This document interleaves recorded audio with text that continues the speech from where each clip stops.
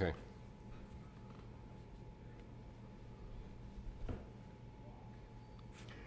He's Bruce the Blog. And he's Bazzo, and you're watching Bruce the Blog Goes Bazzo. I'm not used to.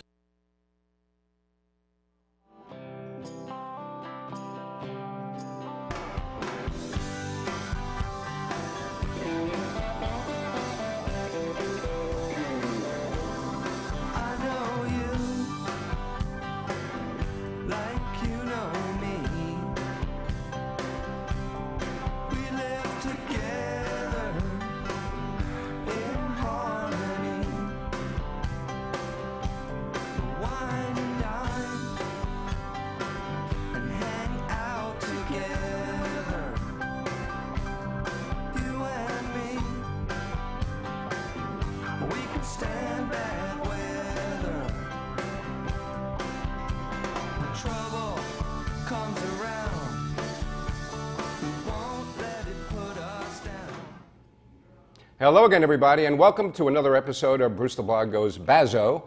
Actually, this is our Veterans Day show. Now, I know you're not watching it on Veterans Day, but we are taping it on Veterans Day. We make no secret of the fact this is not live. And so we have a very, very relevant and fascinating topic for Veterans Day. And we want to welcome our guest, Officer Mike Kahn, Mike, of the Yorktown Police Department. And actually, Officer Kahn is not here today necessarily to talk about law enforcement. He is here in his role as a member of the Yorktown Historical Society and also a member of the Pines Bridge Monument Committee. And we're going to get into a lot more detail about what that's all about in just a couple of minutes. But Officer Kahn, Mike, I've known Mike a long time now, and he does Professionally? Professionally and otherwise. Actually, he early on volunteered with our foundation, the Harrison A. Parkfield of Dreams Foundation. You over or something. No. And if he did, it was just to chat, maybe. Right? But quickly, as we do every week, we want to do a couple of housekeeping items. We focus, because we don't have time to focus on everything, so we like to focus on the entertainment options that are of local interest, and we always encourage you to patronize the local entertainment venues. You can read about some of those in the Penny Saver. This show is brought to you by the Penny Saver, which is owned by Chase Media Group. And so let me just quickly run down that this is the holiday season, obviously. And so at the Paramount, you can see a lot of shows coming up. Utopia is coming up with Todd Rundgren. I know we've mentioned that before. And on December 2nd, I mean, this one makes me feel really old, was they're still around, the Beach Boys. That's right, not the original Beach Boys, needless to say, but the Beach Boys are going to be performing December 2nd at the Paramount. We also want to point out that Yorktown Stage, which does a great job with adult shows, also does a great job with children's shows. And so if you have a young performer in your family, you'll want to check out the Yorktown Stage website, because they have a winter camp during the holidays when the kids are out of school, and they're going to be putting on Little Shop of Horrors, which is a really fun musical for the kids to learn about theater and then to perform in theater or learn about the backstage craft as well.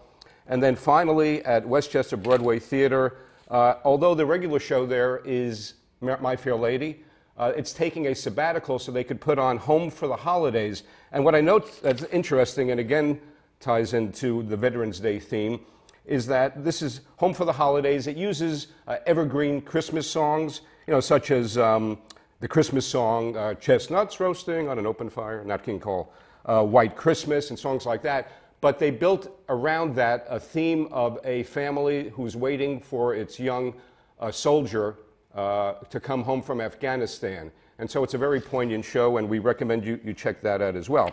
Very quickly, the salute of the week. Salute of the week goes to Check Out Hunger, and we really do urge you to check out Hunger. It's a program for the needy. You can go locally to A&P and ShopRite, and you can choose to donate $1, $3, $5 as you're checking out your own groceries. And so that goes on through the end of January. And the salvo, Bazzo, goes to? Well, the salvo goes for these politicians that are hiding behind the courts, waiting for the courts to strike down Obamacare. We just had another federal ruling while everybody was paying attention to the votes. saying that Obamacare and the individual mandate was legal. It was a federal ruling. You'll see that in my column that'll be posted on pennysavercommunity.com next week. Okay. So you can't rely on the courts. You have to hold the politicians' feet to the fire that it must be repealed.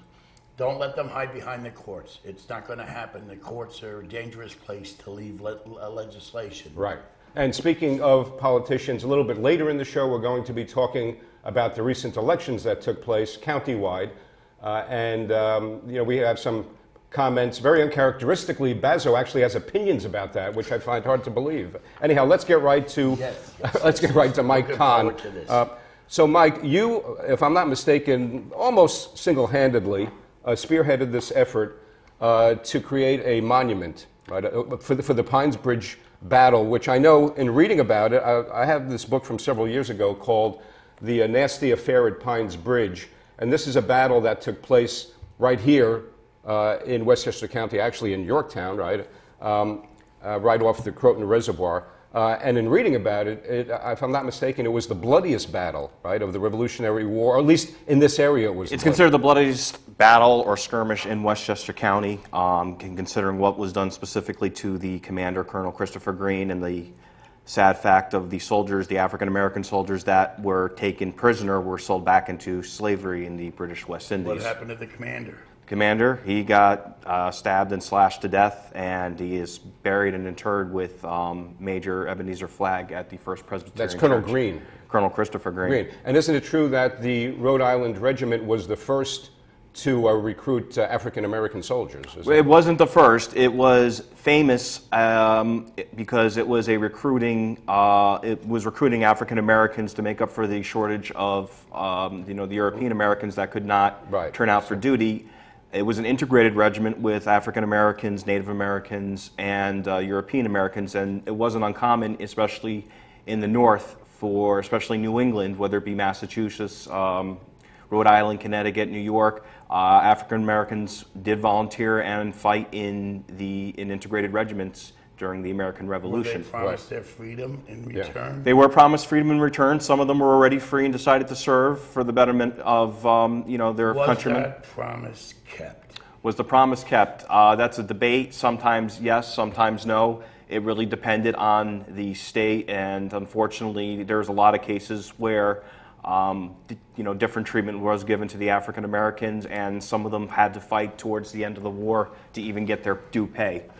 Right, and the farmers I know from reading this book who sold them received $300, right, a piece. And now the ones who were captured, the African American soldiers who were captured, again, I know this from this really well researched and written book, were sold to the West Indies, right? British West Indies, and back into slavery. Right. So, and then the really sad part of it is a lot of them were former slaves. Some of them were slaves that served in their master's stead and were promised freedom upon completion of their service, which would be the end of the war. Right. And unfortunately, many of them ended up back in slavery. Right, and also the African American soldiers were encamped, right, in I guess a provisional encampment at the Croton Reservoir, and the white soldiers were at Davenport House, which is a few miles from where we are. The Davenport House was the command post. Right. I think George Washington personally wanted that to be the command post because it had a great outlook of the entire valley down towards Pines Bridge. Right. The troops, the African Americans, Native Americans, European Americans, were encamped around the entire area, neighboring farmhouses. The Widow Griffin's house, which I believe is covered in that book. Right. They weren't all stationed in one place. They were all around. Spread around, yeah. But their main objective was to protect this strategic crossing, Pines Bridge of the Croton River. The Croton River was the Patriot line of defense throughout the war, and anything south of that was known as a no man's land, the neutral zone, which, if you've ever seen the movie Escape from New York, consider that futuristic, that island. Isolated. Anything south of that line, north of pretty much the Bronx, which was the British defensive line.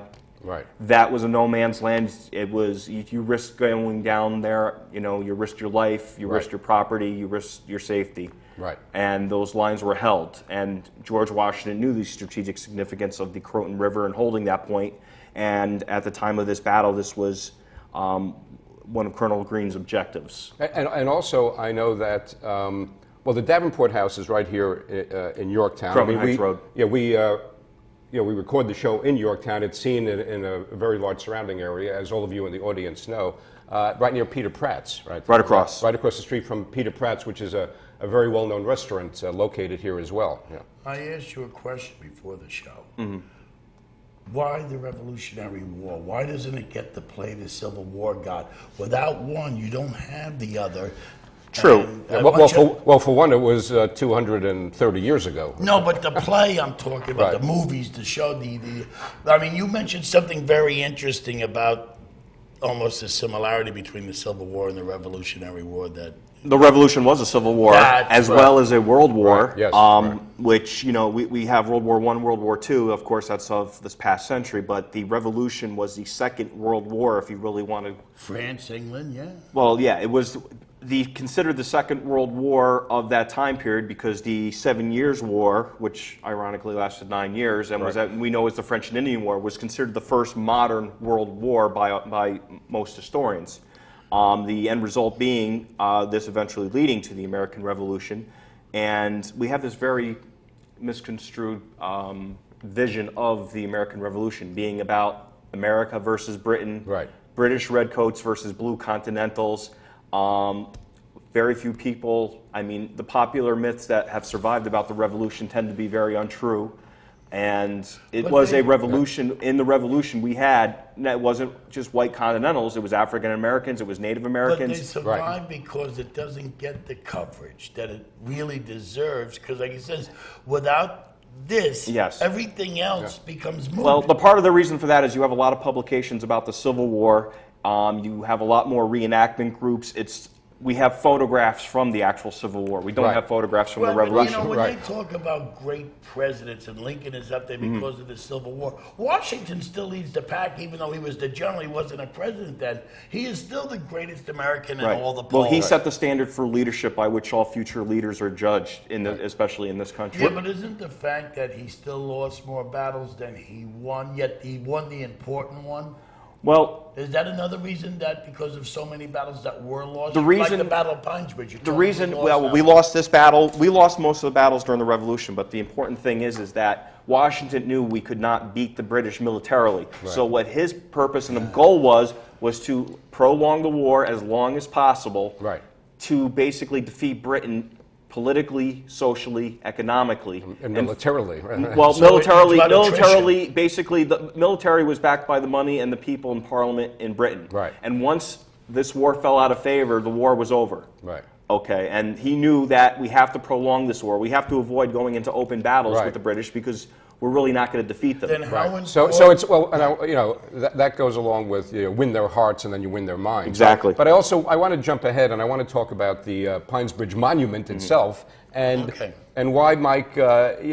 What basically inspired you or moved you to start this whole movement to build a monument to this battle? This whole subject. Where in Pines Bridge are you going to build this monument? First of all. Well, we're hoping for Downing Park. That's Okay. Yeah, our goal. right. Okay, We already have approval from the Recreation Right, Committee for right. there. We have a site plan. 5 years ago, I read this book, 1776, by David McCullough. Right. Yeah. One of my Great book. favorite books. Right. Got me into the subject. He's sort of I guess you can call David McCullough, in a way, our historian laureate, right? He's In a probably real our sense. greatest living historian, Yeah, especially about America. Right. And I even wrote to him about this, and he was kind enough to take the time to write the letter back and That's gave me, that is really cool. all the Mike. success Yeah. to your project, he says, and he's, proud of anything he's Right. done that basically prompts people to get into this. You also, by the way, people would recognize David McCullough's stentorian voice, you might call it. He has a great voice, and he does a lot of narration for Ken Burns. He narrated Ken Burns' Civil War. documentaries, right. He's narrated countless documentaries. He has Yeah. a famous voice. Right. I recommend buying anything that he narrates. Or writes. Writes, exactly. I mean, I own all his books, and I encourage everybody else to, read everything he's written. Then I came across Monica Doherty. Monica Doherty is a former president of the Yorktown Historical Society. 2 years ago, I got this book from her. Right. Nasty Affair, Pines Yes, Bridge, nice. specifically Yeah. about Hold what it up happened so here. everybody can see it. Yeah. Is it still for sale? Yeah, right over It's here, still for Mike. sale. Yeah, You right. can contact Monica Doherty for that, 245-5153. I'm sure she'll be glad to answer any questions. And, the book is for sale through the Yorktown Museum as well as the Yorktown Historical Society. But this book is specifically about what happened here, and I've got hundreds of books at home about the Revolution. And unfortunately, this incident, this nasty affair at Pines Bridge, is covered in a lot of them, but it often ends up as a footnote, and it's not given its due credit for what it was and what happened, because Colonel Christopher Green had a long, distinguished political and military career until his unfortunate demise at this battle. And the men under his command ended up going on to fight at Yorktown, Virginia, and were disbanded pretty much after the war in 1783 when the war ended. But the point of this project, or the point of having the statues the way they are with the design, was unity through diversity, because this was a diverse unit. Right. Yes. I believe this will be the only, once it's erected, the only monument of its kind, with soldiers of different backgrounds and ethnicities standing together, fighting, and basically making their last stand. And what is going to be the basic profile of the design of the monument? What is it going to depict specifically? It's going to depict Colonel Green, it's going to depict an African-American soldier, and it's going to depict a Native American soldier. And so there'll be three figures? There'll be three figures. Right. And the idea is to show them brothers in arms fighting to the last stand and basically fighting as equals. You know, it sort of invokes, just in the mind's eye, it sort of invokes Iwo Jima a little bit. You know, with how many soldiers were there? 3 or 4? Was it Iwo Jima? 4, yeah.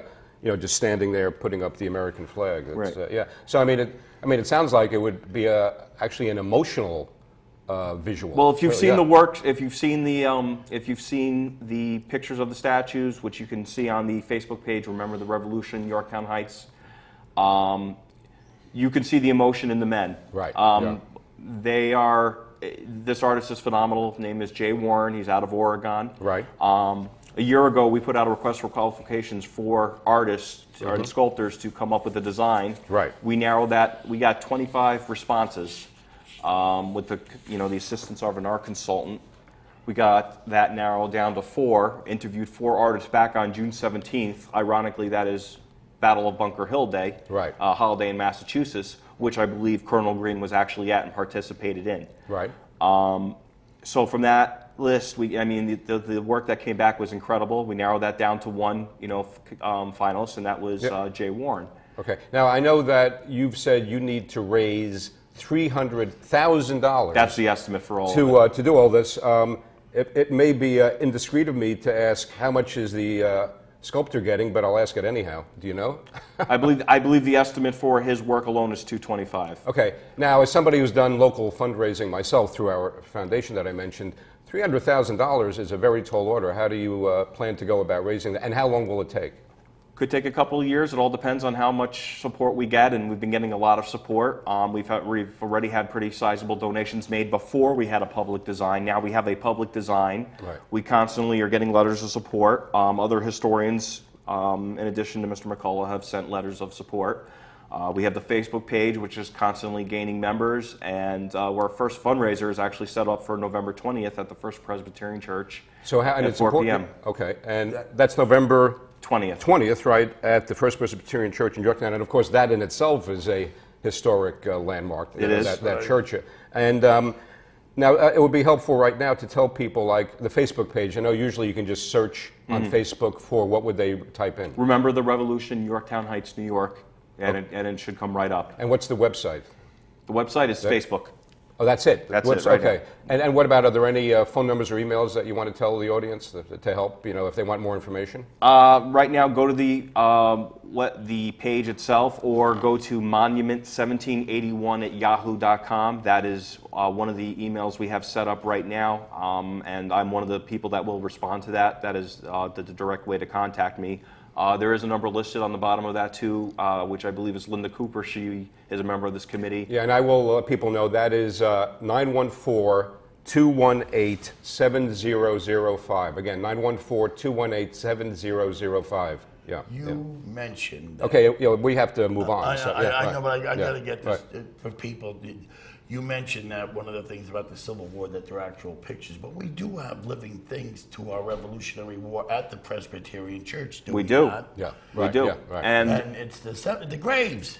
We have the graves. Right. We still have the Davenport House, which stands, which is a Westchester County landmark. Now, are there graves from that battle at the... Unfortunately, the common soldier was buried in a common grave, and unfortunately, we might never really know where that burial is. Metal detectors But you won't will help. find revolutionary graves at the Presbyterian. Absolutely. Yeah. Oh, yeah, I've So seen there them. is Yeah, a that's- yeah, there right. is a There is. Okay. And I'd like to bring a revolution back and give it its due significance and credit. So would the Occupy Wall Street people, but we don't know if that's going to happen. But Mike, any closing thoughts, or? I'd love to see everybody come out, show their support. Let's put Yorktown back on the Washington-Rochambeau Trail. Let's show the importance of Yorktown, the surrounding area during the American Revolution, and not let it end up back as a footnote and just in a book. Let's make it important again. Okay, Mike, thanks so much for being on the show. I would like to encourage our viewers that even in a Right. recession when money is tight, that if you have to Right. pick a charity during these Okay. holidays, Right. Yeah. that one. Right. Okay. Thank you. Thanks very much, Mike.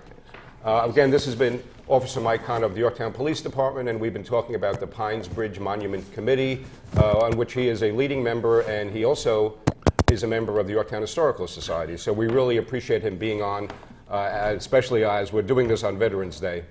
Great job all around, and we hope that monument really becomes a reality as soon as possible. Now, as we promised, we're going to switch gears and talk about the Election Day results. And in order to get that started, I'm going to kick it over to our political commentator, Bazzo. Well, we only have projected results, Right. because everything is in lockdown. From the state locking down the machines because of the Supreme Court races, and the county did it on election night before anything happened. They locked down the machines, and they're not even going to begin opening for the official certified results until, well, it was started last Monday. Yeah, and I would say by the time you're watching this show, It'll be if you're 5 checking days out, if you're already. checking out like News 12, they'll have Right. They should have the final official But results. the Yeah. unofficial official results that came in showed, number one, let's deal with the county. The supermajority is finally broken. They picked up 2 seats. One of them, the county executive's hometown of Pleasantville. County Executive Rob Astorino, and let's explain what the supermajority means. What it means is there were 12, I believe, right? Right, there was Democrats? 12-5. Right. So anytime the county executive vetoed a bill, the Democrats, the supermajority led by the Democrats, obviously, were able to override his veto, and they overrode, I believe, 247 Correct. vetoes. Without talking to any Republican. Right, They yeah, weren't right. necessary. They didn't have Right. to be part of it. When we had John Testa on the show, and he remember, he predicted that they would take 2 seats. Right. He said maybe 4, but pretty much 2. It made the Republicans now a player. They can't be just, discarded now. Right. Right. They have to be a factor in any Right. discussion. So when he, but again, it's interesting to note, Bazzo, that I saw a Democratic spokesman talking about this, one of the county legislators, and she said that there were also Republicans that, joined in on the overrides, which, maybe was academic because they didn't need them to join in. Well, John But said he about voted 5. of them, Yeah, right? 5 out of 247. Because they were going to right. hurt his district, Right. But now, at least, when the county executive elects, let's say, to veto something, he will do it knowing that maybe the veto will stick, right? Right. Now, like I said, nothing could just be played like, well, the county executive said this, but we've got the power. Now shared power. Right. Well, what it's been with the supermajority and the vetoes and then the automatic overrides, it's, like watching, a tennis match, with Rafael Nadal against a high school player, because every time who's going to win. Right. It's an exercise on the county executive's part in futility. But I'll tell you, though, if these results hold up and Pleasantville did go to the Republicans, if it did not, which up until when only 86% of the vote was in, Yeah. it was going to the Democrats. It would have been a lot of egg on Astorino's face. And if he didn't pick up any seats, so far it looks like he got 2, but it looked like for a while the status quo was going to, when the vote stopped at 86%, the status quo was in effect, Right. 12-5. And they spent a lot of money. The Republican Party spent a lot of money Right. trying to break the super. I Right. mean, I know they spent almost $85,000 in District 4, and they lost that one. Well, let's talk a little bit about District 4, because that is one case where the incumbent Democrat held on to a seat. the Republican challenger, Terrence Murphy, who is a Yorktown councilman, put up a very strong fight. I mean, why do you think that legislator Kaplowitz was able to retain his seat and hold off that challenge? You want me to be honest or No, politically no, correct? I would you prefer want me that. to be politically correct. I want you to speak your mind, which you always do. Okay, I will tell you why. If I was running against Mike Kaplowitz, I would have never debated him. Okay. I would have lost less votes being called a coward than being cut to ribbons by Mike Kaplowitz, because nobody knows who we know is a world-class debater. Yeah. Yes, Right. and so you might almost say that Murphy's weak point were the issues. Right. And you know that's what? not something to go into an election with. You know what I always say about that. And I like Terrence though. I mean, right. And what I always say about things like that, by the way, is you're talking about the candidate, but the sort of the expression that applies a little bit maybe. You have to look away from the ball, at the play. What about who was advising him? And that's what I always go to is, you have candidates and you have advisors and aides, AIDS, aides de camp, as they used to call them. And you have to surround yourself with people who are very well versed in things like this, and not yes men, by the way. But that's the problem. Right. My father told me first-class people hire first-class people, second-class people hire third-class people because they can't take the competition. I never heard that one, but that's a very insightful point. And a lot of politicians don't hire people that will tell them no. Right, exactly. No, that won't tell them, don't go that way, go this way. And also remember what I've told you many times, that politics is showbiz for the ugly. And like all showbiz, it's an ego-driven thing. Right. It's an ego-driven profession. Right. And so you get into politics, you think you are the smartest person in the room. And you want to know something? I often invoke the business world as a metaphor, for government or politics. Some of the most successful CEOs, by the way, want people around them who will argue vehemently with them, because the CEO knows they're going to learn something maybe that they didn't think of. And so you want to surround yourself with really smart people who are going to challenge, your presumptions, your assumptions. Jack Welch comes to mind, one of the most famous CEOs over the last half century, the head of GE.